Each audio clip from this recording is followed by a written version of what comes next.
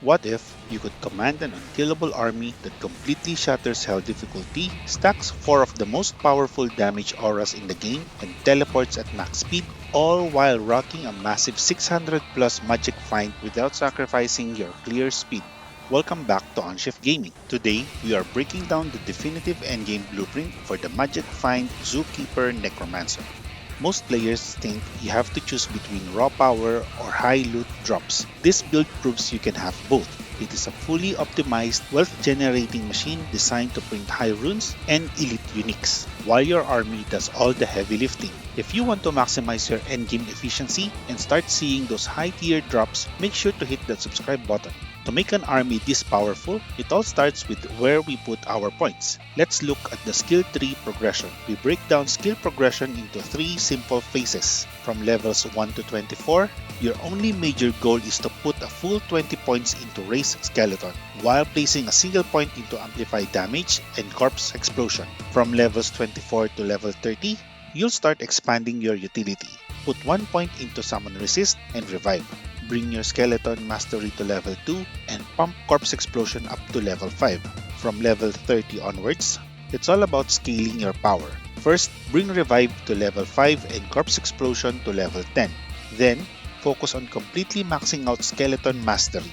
Once that's done, bring both Golem Mastery and Revive up to level 10. From there, max out Corpse Explosion for massive screen clears, fully max out Revive for a massive army, and dump all your remaining points into Golem Mastery.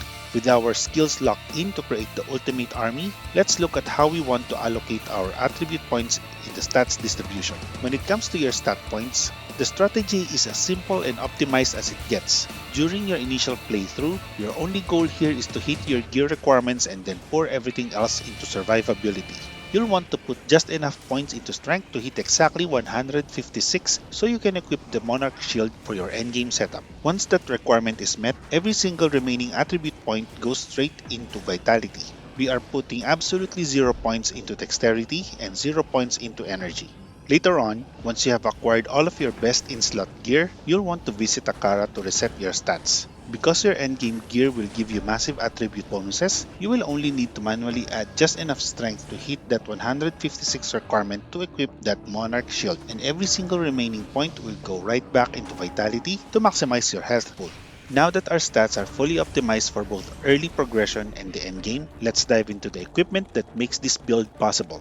For our main gear setup, we are balancing high damage auras with extreme magic find. Starting with our primary weapon, we use the Beast Rune Word. The main reason we run this is for the level 9 Fanaticism aura, which drastically boosts the attack speed and the damage of your entire army. The extra Grizzly Bear summon is just a nice bonus.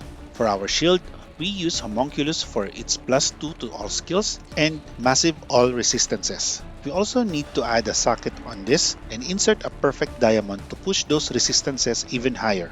On our head armor, we choose the Harlequin Crest Shackle and socket it with a perfect topaz to significantly boost our magic find. For our body armor, the ultimate goal is Enigma, which gives you an essential teleport capability and a massive magic find bonus that scales with your level. However, if you don't have the runes to build an Enigma, the Wealth Rune Word is an excellent temporary alternative to keep your loot drops high. The rest of our armor slots are dedicated entirely to stacking more loot percentage. We use a gold drop belt for a clean 30% magic find, chance guard gloves, and war traveler boots for additional magic find along with a nice boost to strength and vitality. For accessories, look for an amulet with at least plus 2 to necromancer skills, and pair it with 2 Nigel rings. Finally, the real secret to breaking past that 600% threshold is our weapon swap. On the switch, we run a Blade of Alibaba socketed with 2 East runes, paired with the Monarch Shield socketed with 4 East runes. Combine this swap with the Gid's Fortune Grand Charm and an inventory full of 7% Magic Find small charms, and you will easily hit a minimum of 600% Magic Find right as bosses die. Now that our equipment is locked in, let's look at the driving force that keeps our active auras running smoothly, the Mercenary. To truly maximize the damage of our army, our mercenary of choice is the Act 2 Desert Mercenary, equipped with the Might Aura. This aura provides a massive physical damage boost to your entire skeleton army and your revived monsters. allowing them to tear through enemies significantly faster. Your mercenary acts as the ultimate force multiplier for your frontline minions. To keep him alive and amplify his utility even further, let's look at the specific gear setup we run on him. To turn our mercenary into a boss melting machine, we start with the Obedience rune word built inside the Man-Catcher Spear. The Man-Catcher is the fastest available base in the game for an Act 2 mercenary. This blistering attack speed allows him to rapidly trigger the 40% crushing blow on Obedience, completely shredding the massive health pools of Act bosses that your skeleton might struggle with. Plus, whenever he gets a kill, he triggers a high-level enchant on himself for an extra boost to his attack rating and fire damage. For his body armor, we want a high defense base turned into the Bramble runeword. Bramble provides a high-level Thorns aura that automatically extends to your entire minion army. When enemies strike your skeletons, Bramble reflects a massive physical damage right back at them, which scales beautifully alongside our amplified damage curse. Finally, for the helm, we use an Andariel's Visage, socketed with a Ral rune. This helm gives him +2 to all skills, increased attack speed, and essential life leech to keep him healthy. The Ral rune is absolutely mandatory here to completely offset the helm's native negative fire resistance penalty. With your mercenary fully geared up to crush bosses and buff your army, we just need one final piece to solve our mana sustainability for good. Let's look at the ultimate summoner utility trip. The crucial element that ties this entire build together and solves our mana issues is the Insight Iron Golem.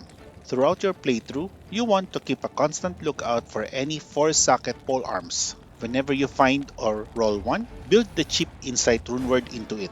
Instead of equipping it on your mercenary, you simply drop the weapon on the ground and cast Iron Golem directly into it. This turns the weapon into a living minion that permanently carries the meditation aura, giving your Necromancer practically infinite mana regeneration. The best part, as long as you don't die and the golem itself doesn't get taken down, it stays with you permanently, even when you save, exit, and start a new game. This allows us to spam our curses and corpse explosion without ever looking at our mana pool. With your skills, stats, gear, mercenary, and iron golem completely locked in, your necromancer is officially unstoppable, boss melting, and magic finding machine. Now that the build is fully put together, let's talk about how to actually play it to maximize your efficiency and your loot drops. To start, cast Bone Armor to give yourself a solid layer of physical protection. Next, it's time to build your army. Head into a zone, cast your Amplified Damage Curse on a pack of monsters, and let your mercenary get those first few crucial kills. As corpses drop, start raising your skeleton warriors and skeleton mages. Once you have a decent front line established, the core combat loop becomes incredibly explosive. You cast Amplified Damage to break physical resistances, wait for the first monster to fall, and then spam Corpse Explosion to instantly wipe out the entire screen. If there are fresh corpses left over after the blast, cast Revive to add them to your ranks. Rinse and repeat this process until you have a massive army acting as relentless meat shield, doing all the killing for you. While your minions are tearing the map apart, your primary job is to focus on utility, opening chests and flipping over rocks for extra hidden treasures. Once you finally acquire your Enigma armor, your mobility skyrockets. But you still need to use a specific positioning trick. When you teleport, your entire army stacks directly on top of you in a single point. The moment you land, immediately take a quick step backward. This opens up space, allowing your summons to immediately fan out, body block the enemies, and start attacking the surrounding monsters. When it comes to act bosses, the strategy changes slightly to ensure maximum safety and loot value. First, swap out the amplified damage and cast Decrepify to severely slow the boss down and weaken their damage. Next, teleport directly onto the boss so your mercenary and minions are instantly focused on it, allowing his obedience man-catcher to immediately shred its health bar with rapid crushing blows. Finally, right before the boss's health bar hits 0, swap to your weapon switch, the Blade of Alibaba and the 4 East Monarch Shield. As long as you're holding these weapons when the boss dies, you will get the full benefit of that massive 600+% magic find, securing the absolute best chance for high-tier unique drops. And that is how you build the ultimate Magic Find Zookeeper Necromancer. With an army of skeleton backing the front line, Bramble reflecting physical damage, and your mercenary absolutely melting the bosses, there isn't an endgame zone in Sanctuary that can stand in your way. If you found this build guide helpful, make sure to smash that like button, subscribe to the channel for more high-level RPG guides and completionist tips, and hit the notification bell so you never miss an upload. Drop a comment below and let me know your thoughts on the setup or what areas you're planning to farm first with all that extra magic find. Good luck out there with the RNG, happy hunting, and I'll see you all in the next video.